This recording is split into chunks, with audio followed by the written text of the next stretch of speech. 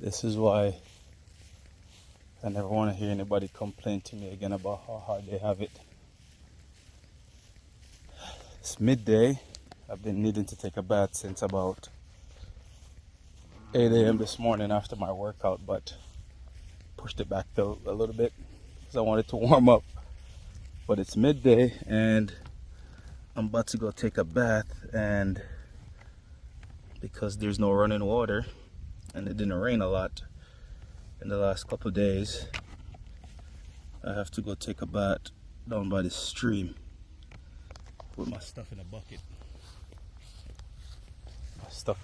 So when you want to think about, hold on, this is how people are living. This is how people are living every single day of their life.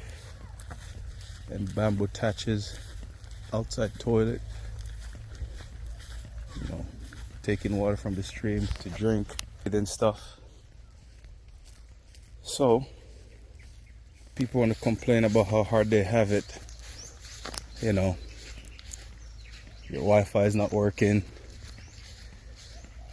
or you can't afford to go out drinking and party with your friends. Just think about how hard life is for other people in the world, man. Well, how hard life is for other people in the world. Who would love to have the luxuries that you have every day? 3 meals. If these people don't work, they don't wake up, they don't eat, can't afford to sleep in and take a nap. That's what my father-in-law told me. He can't afford to relax because then him and his family don't eat. So, about to take a bath in the stream. Look, there's a reservoir up here.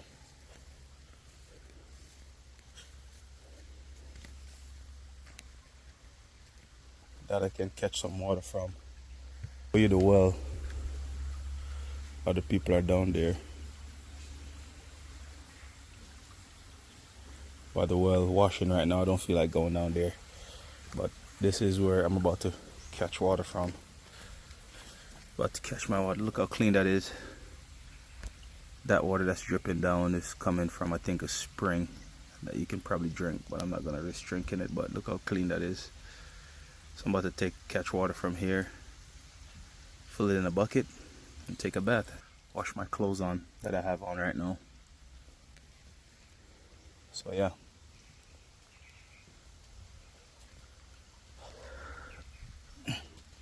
When you want to complain about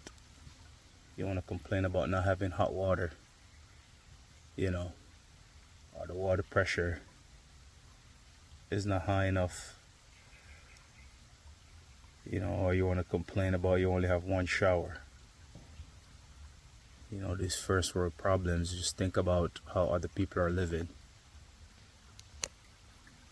This is all the water they have access to. This is all the water they can afford.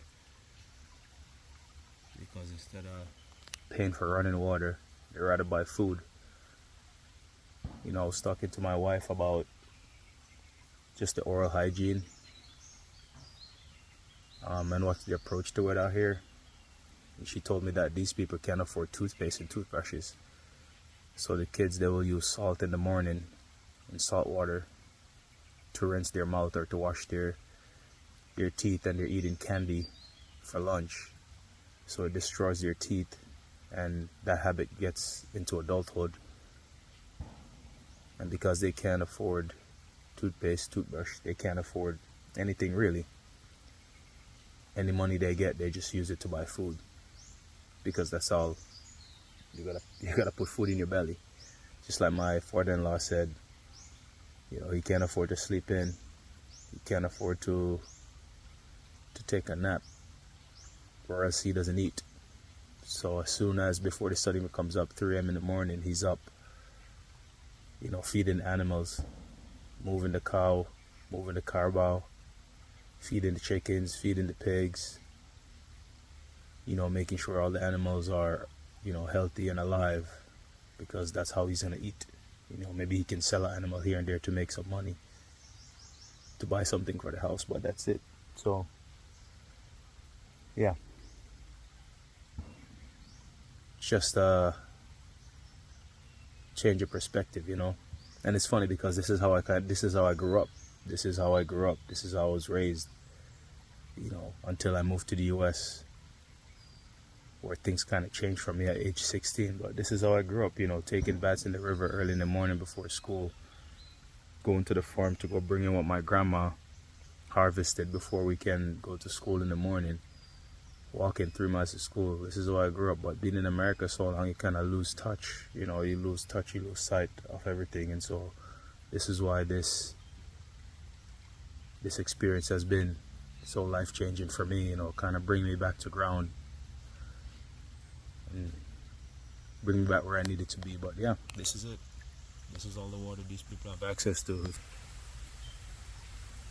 They have no water, you know. I'm about to take a bath over there or scoop water to put in this big white bucket to take a bath, and then I gotta wash my clothes in the bucket. That's life for some people. No hot showers, no multiple showers, no, so they can't complain about low water pressure. Having one shower, they can't complain about anything, you know. So yeah, just something to think about, guys. Something to think about. There's many people in the world that have it a lot worse than you do, so just be grateful. All right, wash rag, towel. Here's all the soap, the brush that I gotta use to wash my clothes, bath soap, shampoo and stuff.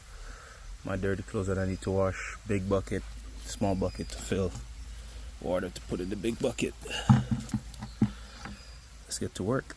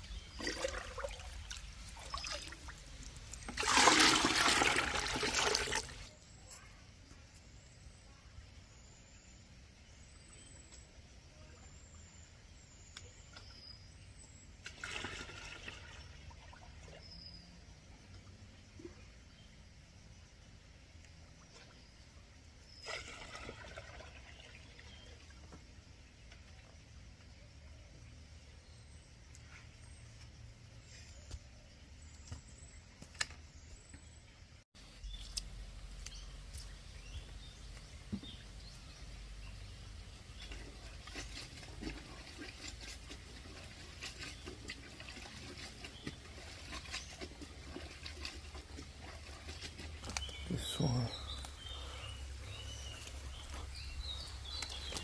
This one. All right, and we out. Until next time,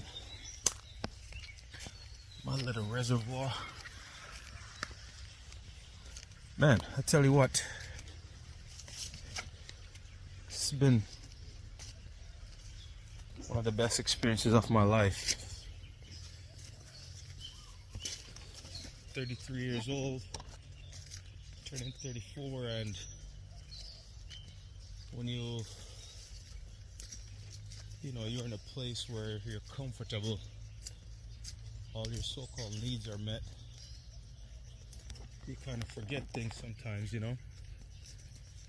You forget that there's people out there who don't necessarily have the same luxuries that you do, who could use some help, you know. So it's really good to have these experiences. Baby, hanging clothes on the line to dry. Let you go home and do the same thing. But yeah, Sometimes you forget that there's billions of people out there, man, that don't enjoy the same luxuries that you do. But they're happy. They're happy, man. Happy with one another. Happy with what God gave them. You know, they're able to put food on the table, breathe fresh air, enjoy the sun, enjoy the rain, live off the earth. Don't have to worry about any of that crazy stuff that we worry about in the West. And they're grateful, man. That's why I always advise people to travel. Go out and travel and experience things. You'll have a different perspective for life. Alright. With respect of my family, I have to turn it off now just so don't record in and around the house.